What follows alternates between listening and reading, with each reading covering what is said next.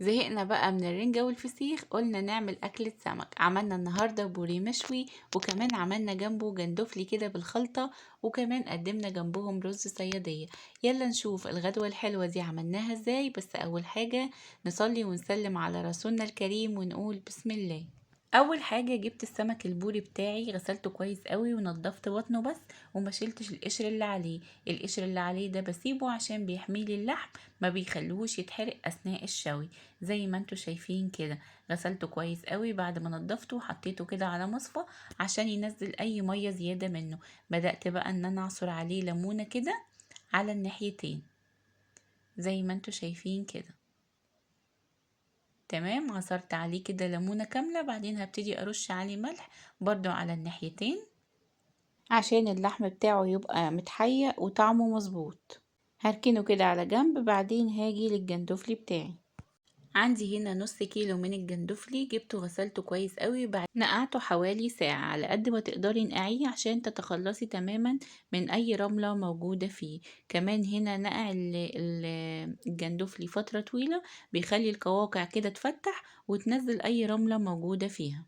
لما بقى اجي اشيله من المية بنشيله كده بمقصوصة واحطه على مصفى تانية، مش بكبه كب عشان الرملة ما تدخلش تاني جوه القواقع بتاعتي. حطيته على مصفى بالشكل ده. بعدين عصرت عليه نص ليمونة عشان اتخلص تماما من اي زفارة. هركنه بقى على جنب وهبتدي بقى اعمل تتبيلة السمك بتاعتي. عندي هنا 10 فصوص من الثوم، ضفت عليهم معلقة صغيرة من الملح، وهبتدي اضربهم الاول لوحدهم كده لغاية لما الثوم بتاعي يتفرم كده.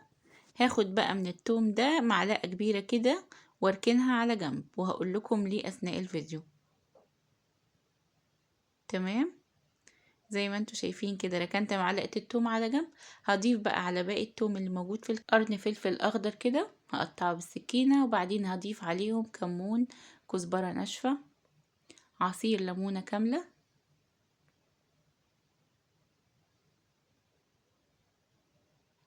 وهضرب بقى المكونات دي كلها مع بعض لغاية لما يبقى قوامها كده خشن شوية. انا مش عايزاها تبقى ناعمة قوي. وبكده عملنا تتبيلة السمك. هجيب بقى بولة فاضية كده وهجيب الخضار اللي هحشي بيه السمك بتاعي.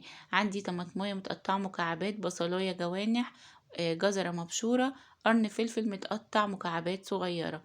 هضيف كل ده عندي في البولة، وهركد هنا شوية من الفلفل على جنب وهقول لكم ليه برضو.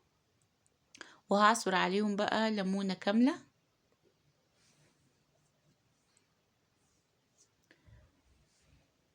وهضيف عليهم بقى تتبيلة السمك اللي عملناها مع بعض، وهركن بقى شوية برضو منهم على جنب. هضيف بقى على حشو السمك بتاعي معلقتين كبار من الزيت، وهظبط الملح بتاعها، وهديها كمان رشة من الكمون، رشة من الكزبرة الناشفة، وشوية كده من الشبت المفروم. ده شبت كان عندي فروزن. وهقلب بقى كل المكونات دي كلها مع بعض، وهبتدي بقى احشي بيهم السمك بتاعي. السمك هنا متنضف زي ما قلت لكم وزي الفل وناشف مفهوش ولا نقطة مية من جوه. هحشي بقى السمك بتاعي كده. حقيقي الخلطة دي بتدي طعم حلو جدا للسمك من جوه. كمان احنا مش بنرميها، بنحطها على الرز وبناكلها كده على الرز. حشيت بقى كل كمية السمك بتاعتي كده، وهجيب بقى كيس احط فيه الردة اللي انا هبدر بيها السمك بتاعي. وهبدر السمك بتاعي بالشكل ده بالطريقة السهلة دي من غير ما بهدل ايدي ولا املى الدنيا ردة ولا الكلام ده كله. مجرد بس ما احط السمكية جوه الكيس هبتدي بقى احركها بالكيس يمين وشمال بالشكل ده لغاية لما السمكية تتبدر كده بالردة زي ما انتوا شايفين. في الوقت ده هكون بسخن الصاجة دي على نار عالية جدا. والصاجة دي انا بجيبها من اي علاف ومخصصاها عندي لشوي السمك، وحقيقي باخد منها افضل نتيجة لشوي السمك. اول بقى ما تسخن كويس قوي معايا كده على النار ببتدي اشوي السمك بتاعي، وضروري النار بتاعتي تكون عالية. هنا بقى ده حشو السمك اللي اتبقى معايا وباقي تتبيلة السمك اللي كنت ركناها على جنب. ضفت عليهم شوية من المية وظبطت الملح بحيث التشريبة دي تكون حادقة سنة عشان تطلع لي السمك طعمه مظبوط. هنا كان السمك بتاعي استوى على اول جنب، هقلبه على الجنب التاني زي ما انتوا شايفين كده. انضف كتير واحلى من بره مليون مرة. وهنا بقى كان السمك بتاعي كله اتشوى. هبتدي بقى اديله التشريبة اللي عملناها مع بعض وهو لسه كده على النار، بيشرب التشريبة وبيبقى كده ماسك نفسه ومش طري، وبيبقى طعمه حقيقي حلو جدا جدا، احلى كتير حقيقي من السمك اللي بنشتريه من بره. هنا اول ما ابتدى بقى يشرب التشريبة اللي عطيتها له، هبتدي بقى ارفعه كده على طبق التقديم، وهبتدي اعمل رز الصيادية بتاعي في حلة كده على البارد. قطعت فيها بصلاية مكعبات صغيرة، وبعدين رفعتها على النار ونزلت عليها بشوية من الزيت، وبدأت ان انا اشوح البصلة بتاعتي، وهديها كمان رشة من الملح، واشوحها كويس قوي لغاية لما توصل للون البني بالشكل ده. تمام، طبعا ما اتحرقتش. هطفيها بقى بكوبايتين من المية المغلية، وطبعا هظبط التوابل بتاعتها والملح، هديها رشة فلفل اسمر ورشة كمون، كمان معلقة صغيرة من السكر، كمان معلقة ونص صغيرين من الملح. لكل كوباية رز بحط معلقة صغيرة ممسوحة من الملح. هسيب بقى الخليط ده كله يغلي كده مع بعضه، ومعلقة السكر هنا حقيقي بتفرق جدا في طعم الرز. بعد ما غلى كده الخليط مع بعضه، هبتدي انزل عليهم بكوباية ونص من الرز المصري المغسول والمتصفي كويس جدا. هقلبه كده واغطيه واسيبه لغاية لما يتشرب. اول ما يتشرب بالشكل ده زي ما انتوا شايفين، ههديله النار واحطله الشياطة واسيبه يستوي على مهله. نقلته بقى على عين تانية، وهبتدي اعمل طبق الجندوفلي بتاعي. عندي هنا طاسة حطيتها على النار وسبتها تسخن كويس قوي، بعدين حطيت عليها شوية كده من الزيت، وهنزل فيها بقى بمعلقة كبيرة من التوم المفروم، وده التوم اللي كنت حاجزاه من الاول لو لسه فاكرين معايا. هبتدي اشوحه كده لغاية لما اشم ريحة التوم، ومش عايزاه ياخد لون خالص، يدوب يبتدي كده لونه يبيض.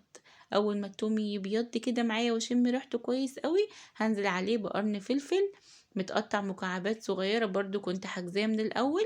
وبعدين اول ما الفلفل كده يزهزه شوية معايا، هنزل عليه ببصلاية متقطعة مكعبات صغيرة زي ما انتوا شايفين.